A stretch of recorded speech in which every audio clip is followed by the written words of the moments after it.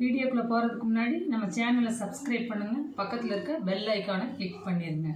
இன்றைக்கி நம்ம சூப்பரான நாட்டுக்கோழி குழம்பு தான் பார்க்க போகிறோம். இங்கே 1 கிலோ நாட்டுக்கோழியை குக்கரில் மஞ்சள் தூள் போட்டு 2 விசில் விட்டு எடுத்துருக்கேன். வாங்க வீடியோக்குள்ளே போகலாம். அடுப்பில் ஒரு பாத்திரம் வச்சுட்டு இதில் நல்லெண்ணெய் சேர்த்துக்கிறேன்.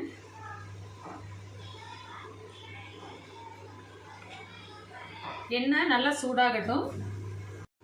எண்ணெய் நல்லா சூடாகிடுச்சு. இதில் ஒரு 10 மிளகு, அப்புறம் ஜீரகம் கொஞ்சம் போட்டுக்கிறேன், கொஞ்சம் கருவேப்பிலை,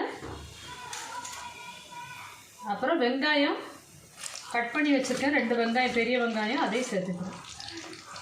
இதெல்லாம் நல்லா வதக்கி எடுத்துருங்க.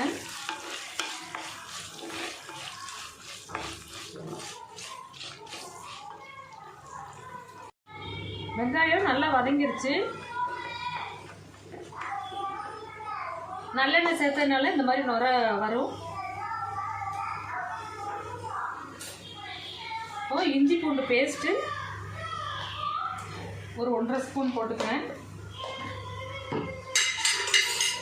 நல்லெண்ணெய் உடம்புக்கு ரொம்ப நல்லது. நீங்கள் நாட்டுக்கோழியெல்லாம் செய்யும்போது நல்லெண்ணெயில் செய்யுங்க.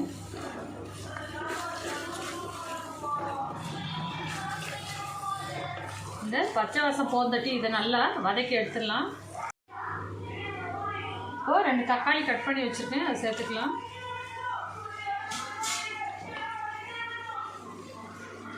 கொஞ்சமாக உப்பு சேர்த்து இதை நல்லா வதக்கி எடுத்துடலாம்.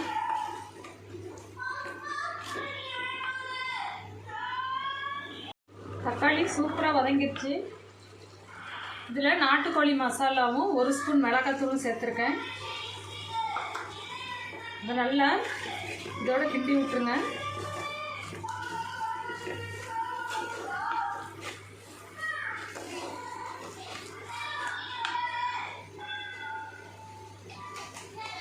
கொஞ்சமாக மஞ்சள் தூள், ஏற்கனவே நம்ம மஞ்சள் தூள் போட்டிருக்கோம், அதில் அதனால் கம்மியாக சேர்த்துக்கலாம். 1 ஸ்பூன் மிளகாத்தூள் சேர்த்துக்கிறேன்.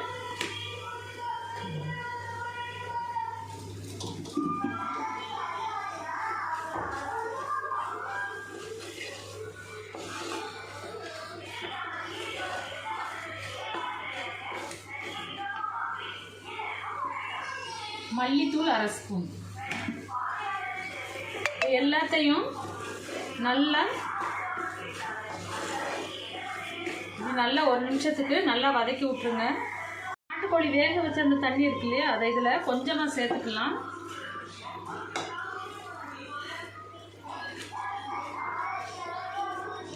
இது நல்ல ஒரு கிரேவி டைப்புக்கு வரும்.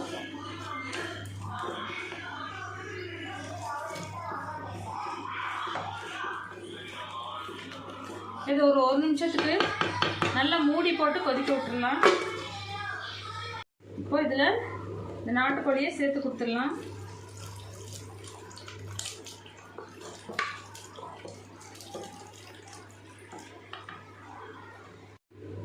மேலே கொஞ்சம் கொத்தமல்லி தழை போட்டுக்கோங்க.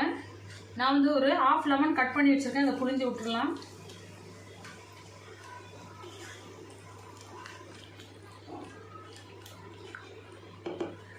ஒரு 10 மினிட்ஸ்க்கு இதை நல்லா ஒரு மூடி போட்டு வேக விட்டுருங்க. இப்போது கொஞ்சமாக உப்பு தூவிக்கோங்க. நம்ம ஆல்ரெடி உப்பு சேர்த்துருக்கோம்.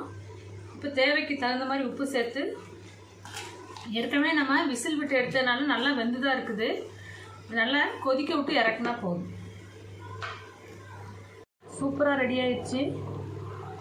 இதுக்கு மேலே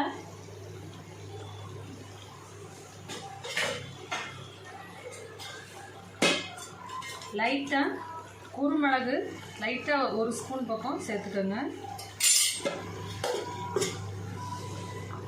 இப்போ அடுப்பு ஆஃப் பண்ணிடலாம்.